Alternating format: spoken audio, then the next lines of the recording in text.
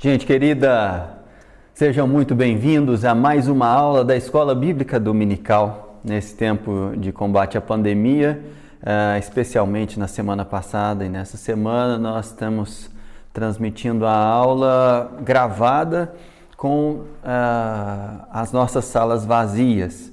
Na semana que vem teremos novamente as aulas presenciais, isso se o decreto da nossa prefeitura permitir que isso aconteça. Para saber mais informações sobre o andamento da programação da nossa igreja, fica ligado nos canais, nas redes sociais da Igreja Presbiteriana de Anápolis, tanto no Instagram quanto no Facebook, e você sempre aqui pelo canal do YouTube tem acesso à nossa programação gravada. Hoje nós vamos dar continuidade na exposição do texto aos Efésios. Na semana passada, o presbítero Frederico Silveira, ele nos conduziu no capítulo 3 de Efésios até o versículo 13, e hoje eu tenho a incumbência de, junto com você, estudarmos do versículo 14 ao versículo 21. Essa é uma oração maravilhosa do apóstolo Paulo, um texto bastante conhecido, e o Donald Carson tem um texto maravilhoso sobre as orações de Paulo que eu gostaria de recomendar a você. O livro está traduzido em português com o título Um Chamado à Reforma Espiritual. Basicamente, o que Carson faz nesse livro é pegar as orações de Paulo que ele registrou nas suas cartas no Novo Testamento e compilar elas para nos ensinar e incentivar a orar pedidos que estavam no coração do apóstolo. A tese dele é bem interessante. Ele diz que, já que o Espírito Santo inspirou o coração dos apóstolos para registro da palavra do Senhor, nada mais sensato da parte da igreja do que buscar nas orações bíblicas o roteiro para as nossas orações. Isso seria, com certeza, orar segundo a vontade de Deus. E a oração que nós temos para estudar hoje aqui está registrada em Efésios capítulo 3, de 14 a 21. Vou ler aqui o texto com você. Por esta causa me ponho de joelhos diante do Pai, de quem toma o nome toda a família, tanto no céu como sobre a terra, para que, segundo a riqueza da sua glória, vos conceda que sejais fortalecidos com poder, mediante o seu Espírito, no homem interior. E assim, habite no vosso coração pela fé, estando vós arraigados e alicerçados em amor, a fim de poderdes compreender com todos os santos qual é a largura, o comprimento e a altura e a profundidade, e conhecer o amor de Cristo, que excede todo o entendimento, para que sejais tomados de toda a plenitude de Deus. Ora, aquele que é poderoso para fazer infinitamente mais do que tudo quanto pedimos ou pensamos, conforme o seu poder que opera em nós. A ele seja a glória na igreja e em Cristo Jesus, por todas as gerações, para todos sempre.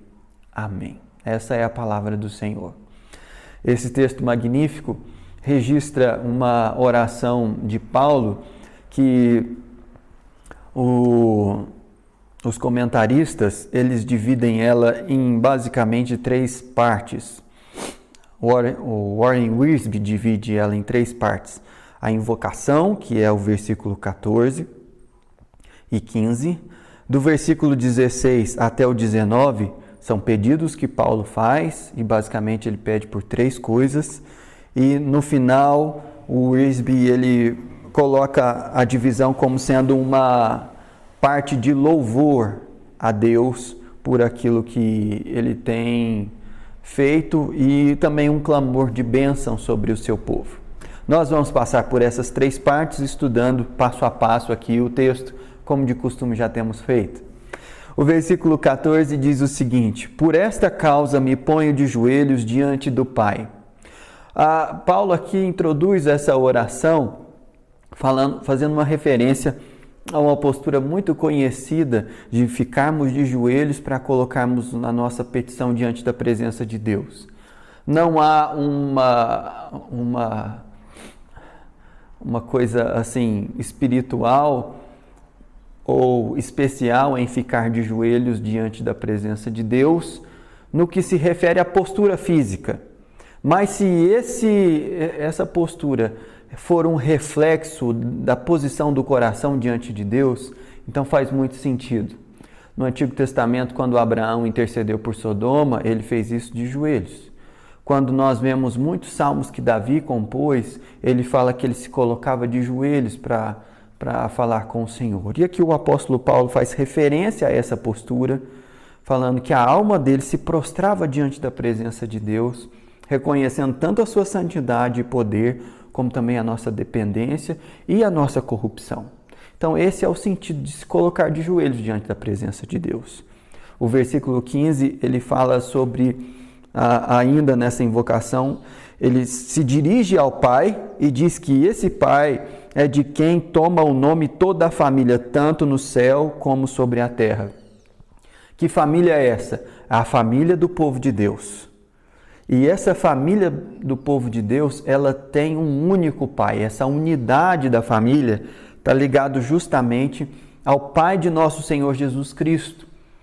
E uma outra tradução desse texto do início do versículo 15 seria diante do Pai, de quem deriva toda a paternidade. Eu acho muito interessante essa outra tradução. É uma possibilidade que a NVI coloca ali nas suas notas de rodapé, justamente porque Paulo aqui está fazendo uma referência ao cuidado paterno de Deus, e não somente ao cuidado, mas à dignidade que ele traz para a igreja, porque o nosso nome é um nome associado ao nome de Deus.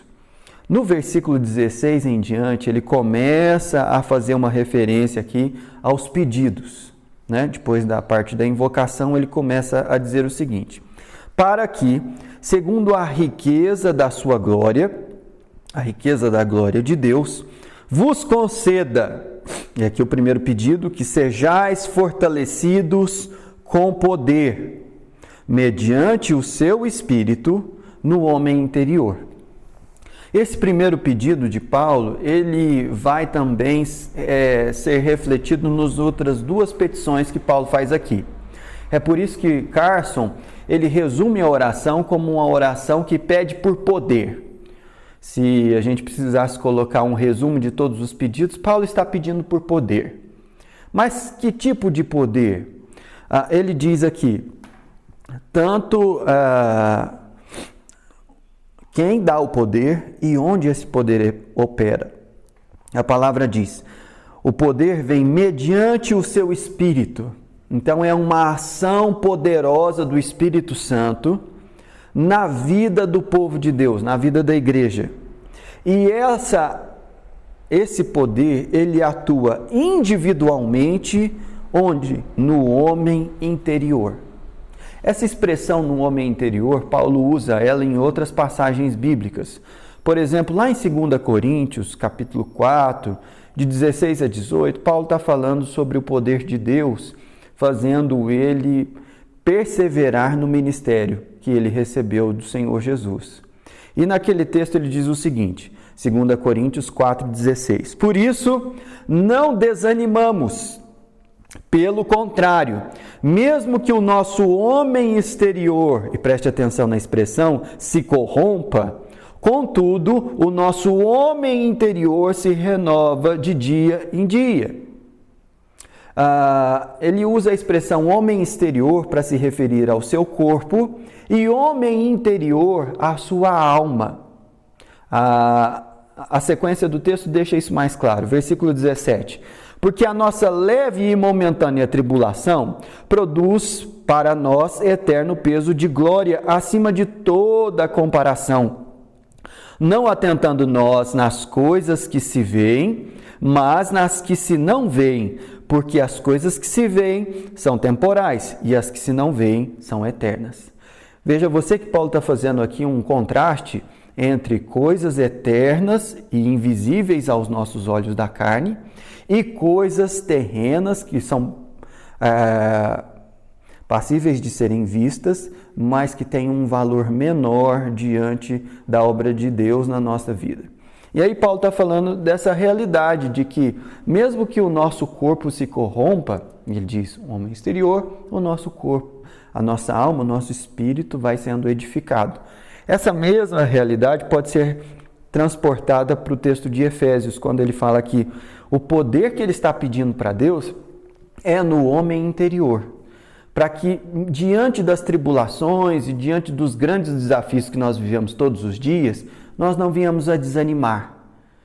Talvez esse seja um dos pedidos mais apropriados para que nós coloquemos diante de Deus as nossas preces no tempo que nós estamos vivendo, né?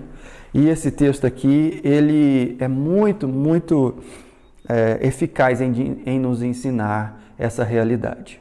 Um exemplo da atuação desse poder na vida do povo de Deus pode ser visto justamente na vida do apóstolo Paulo.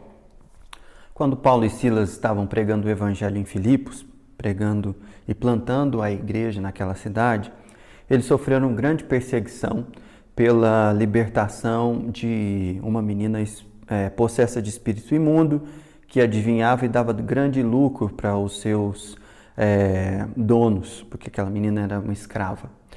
Quando ela foi liberta, um movimento foi feito na cidade para que represárias fossem dadas a Paulo e Silas e eles foram presos.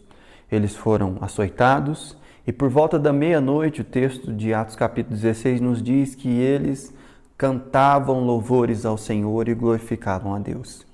Um terremoto aconteceu naquele lugar, as cadeias se abriram e o carcereiro, que era responsável com a própria vida pela guarda daqueles homens, ia tirar a sua vida. E Paulo falou, não faça nada contra você, porque nós estamos aqui. E o carcereiro responde, o que eu preciso fazer para ser salvo?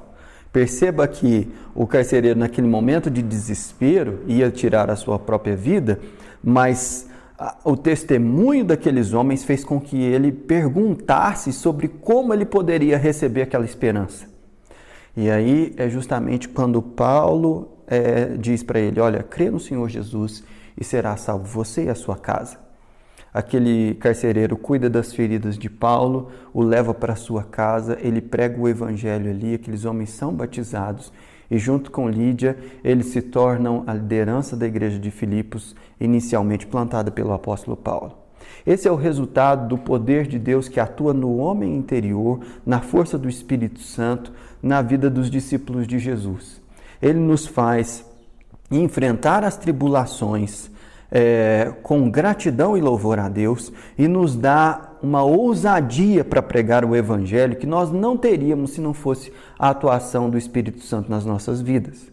É por isso que Paulo está pedindo justamente isso para a igreja de Éfeso. No versículo 17, ele continua, e assim habite Cristo no vosso coração pela fé, estando vós arraigados e alicerçados em amor. Essa é uma segunda consequência dessa realidade de nós recebermos poder no Espírito para vivermos diante do cenário que está posto na nossa vida. É certo que Jesus já habita no coração de todas aquelas pessoas que pela fé creem no Evangelho. Nós somos morada do Espírito Santo. Mas Paulo aqui está falando sobre uma habitação de Cristo que parece que transborda, que é muito generosa e passível de ser vista através da fé e do amor das pessoas. Essa realidade da habitação de Cristo, ela provém da fé, mas também ela edifica a fé. E ela faz com que o nosso coração esteja alicerçado no amor de Deus. Na verdade, aqui nós vamos entrar no segundo pedido de Paulo, porque primeiro ele pediu por fortalecimento mediante o poder do Espírito atuando no nosso homem interior.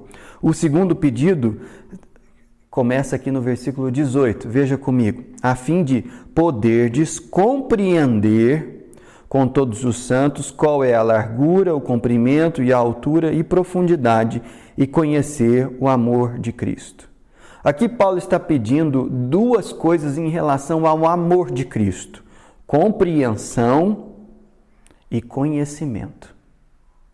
Compreensão e conhecimento não são a mesma coisa, e Paulo aqui ele nos explica o que ele quer dizer com esse pedido na sequência, no versículo 19. E conhecer o amor de Cristo que excede todo o entendimento, para que sejais tomados de toda a plenitude de Deus.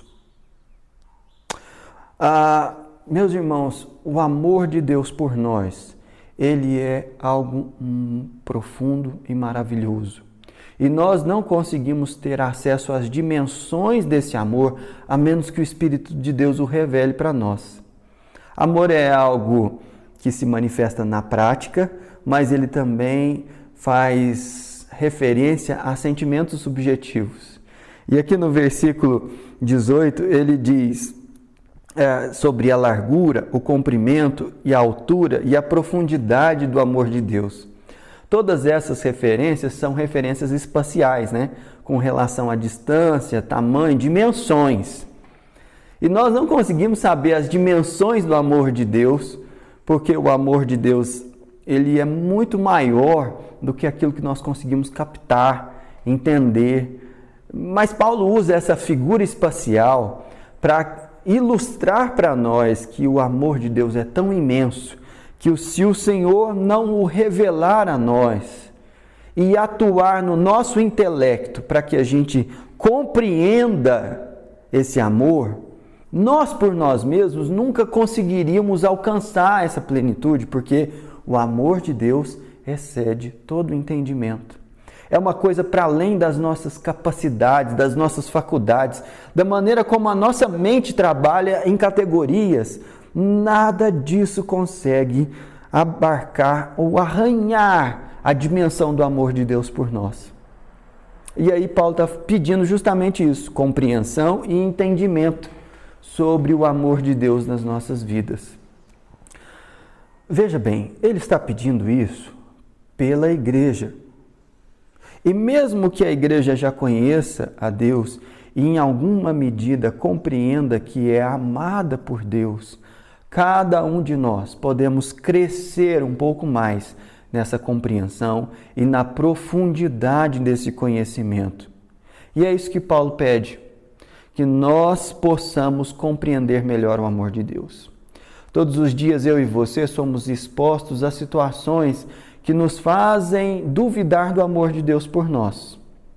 Por exemplo, quando nós pecamos, quando nós não temos uma compreensão adequada do amor de Deus por nós podemos supor que Deus nos ama menos porque nós somos pecadores. E o Evangelho a todo momento fala que Deus tanto amou o mundo, que deu o seu Filho para morrer por pecadores, para que eles não pereçam, mas tenham a vida eterna. A falta de amor ou a incoerência entre a pregação e a vida dos cristãos, às vezes também nos faz desconfiar do amor de Deus. Nos faz desconfiar que, de fato, Deus está atuando na igreja para que ela expresse o caráter de Deus no mundo. E o pecado dos irmãos nos faz desconfiar do amor de Deus. É por isso que santidade na igreja faz com que a igreja cresça em evangelização e missões também. Mas o pecado dos irmãos nos faz desconfiar do amor de Deus, da atuação do Espírito na igreja. E mesmo que até mesmo os apóstolos sejam pecadores, Jesus virou para Pedro e falou assim: Pedro, você me ama? Apacenta as minhas ovelhas. Pedro, hoje você é uma pessoa que me nega, mas um dia você vai ser levado, manietado para um lugar que você não vai querer, justamente por conta do meu nome. Isso está registrado lá no Evangelho de João, capítulo 20, nessa conversa de Jesus com o apóstolo Pedro. O amor de Deus, ele não se abala, mesmo que os cristãos não consigam demonstrar esse amor com fidelidade. O amor de Deus, ele não se abala, mesmo que nós estejamos passando por tribulações. A intenção de Satanás é fazer com que nós olhemos para as tribulações e desconfiemos de que de fato Deus nos ama. Essa foi a tentativa dele com Jó, e foi exatamente isso que ele fez no deserto com Jesus. Quando nós estamos lendo o Evangelho de Mateus, no capítulo 4, o finalzinho do capítulo 3 fala do batismo de Jesus por João Batista. E o pai disse a respeito do filho: esse é o meu filho amado, em quem eu tenho prazer. Na sequência, o início do capítulo 4 de Mateus, o Espírito Santo leva Jesus ao deserto para ser tentado. E depois de 40 dias de jejum e de exposição a perigos do deserto e a situações muito desconfortáveis, Satanás se manifesta a Jesus, tentando-o em relação ao quê? Ao amor de Deus. Ele vira para Jesus e fala: se você é filho de Deus, transforma essas pedras em pães. Ora, qual era o propósito de Satanás? Fazer com que Jesus, mesmo que operando miraculosamente, respondesse a uma afronta ao amor de Deus. Se Jesus topasse o desafio de Satanás, ele estaria entrando numa arena em que poderia ser interpretado como desconfiando do amor do Pai. Já que você disse isso, eu vou provar que o Pai me ama. Não foi essa a abordagem de Jesus. Jesus, seguro do amor do Pai, mesmo num tempo de profunda privação, ele disse: não só de pão viverá o homem, mas de toda a palavra que procede da boca de Deus. Ele reafirma a fidelidade da palavra de Deus e a sua confiança no Pai, mesmo em situações difíceis e de tentação. Satanás vai trabalhar na minha e na sua vida para que a gente desconfie do amor do Pai. Mas em tempos de tribulação, nós precisamos orar como o apóstolo Paulo, por compreensão e por conhecimento do amor de Deus por nós. Por fim, ele pede algo não menos extraordinário, que está registrado na segunda parte aí do versículo 19, que diz: para que sejais tomados de toda a plenitude de Deus. Olha que pedido ousado. Ele está pedindo que toda a plenitude do ser de Deus transborde no nosso ser e que isso tome as nossas atitudes, os nossos sentimentos, no nosso intelecto, as nossas decisões. Ser tomado de toda a plenitude de Deus é experimentar essa transformação que os apóstolos viveram antes e depois do Pentecostes. Se você olha a Bíblia, você vai ver nos evangelhos uma perspectiva dos apóstolos até mesmo vergonhosa para eles, porque eles são mesquinhos, eles estão sempre disputando entre eles quem é o maior, quem vai ser o melhor no reino de Deus, quem vai se sentar à direita do Pai, de Jesus Cristo. Eles muitas vezes fraquejam na fé e duvidam do seu Senhor. Eles não conseguem entender as palavras de Jesus e estão sempre pedindo explicações porque eles não compreendem as parábolas e até mesmo quando Jesus fala com clareza. Eles pedem coisas ao Pai que são incoerentes, porque lá em Lucas capítulo 9, eles estão passando por uma região de Samaria e eles são hostilizados e viram para Jesus e falaram: Senhor, quer que a gente peça ao Pai que mande fogo do céu sobre essas cidades? E Jesus repreende eles e falou assim: vocês não sabem de qual espírito vocês são. Eles não entendem nem mesmo os milagres. Quando Jesus acalma a tempestade, há uma referência no texto de Marcos que fala que eles ficaram cheios de temor porque não haviam compreendido a multiplicação de pães. Na verdade, eles não entendiam direito quem era Jesus e a sua identidade e ficaram questionando entre si: quem é esse que até o vento e o mar o obedecem? Mas e depois do Pentecostes? Aqueles mesmos homens que se acovardaram negando a Jesus e fugindo de qualquer responsabilização sobre ou conexão com Cristo, eles ousadamente pregam não somente em Jerusalém, mas em toda a Judéia, Samaria e até os confins da terra. Eles, com exceção do apóstolo João, todos eles são martirizados, morrem por Cristo. Essa mudança de atitude é resultado do poder de Deus que atua no homem interior e de uma compreensão, de um entendimento do amor de Deus por eles, que faz com que eles vivam a plenitude de Deus na vida deles. Gente, nós precisamos orar por isso. Precisamos orar pela Igreja de Deus no Brasil e no mundo, para que essa intercessão que Paulo fez pela igreja de Éfeso também seja feita a nosso respeito. E a oração termina com uma bênção e um louvor a Deus.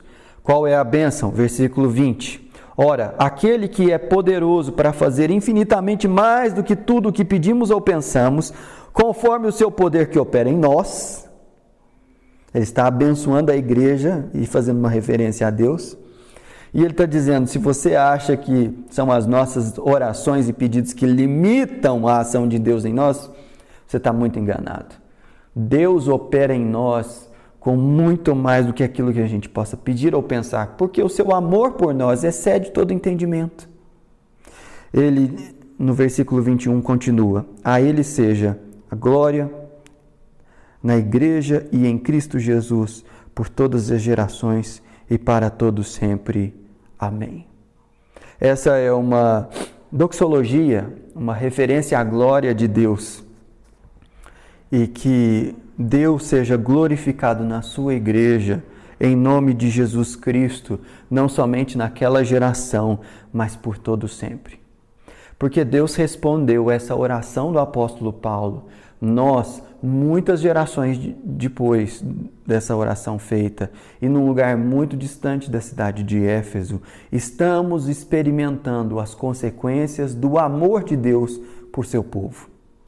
Por isso eu quero encorajar você a, nesses tempos tão distintos que nós estamos vivendo, a orar com as Escrituras, a interceder para que Deus opere em nós com o seu poder, mediante o Espírito Santo agindo no nosso homem interior. Para que nós recebamos de Deus uma revelação que nos capacite, apesar das limitações do nosso entendimento, a compreender e conhecer melhor o amor de Deus por nós. E que isso resulte que sejamos tomados de toda a plenitude de Deus.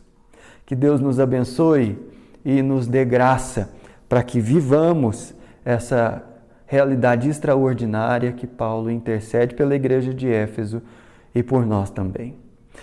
Vamos orar?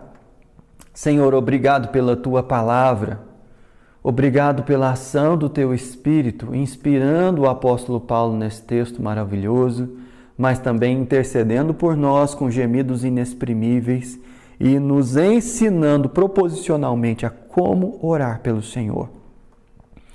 Como orar ao Senhor pela igreja. Pedimos, ó Pai, que o Senhor responda a essa oração, manifestando na igreja do Brasil, na nossa geração, todas essas coisas que o apóstolo Paulo pede aqui. Em nome de Jesus. Amém.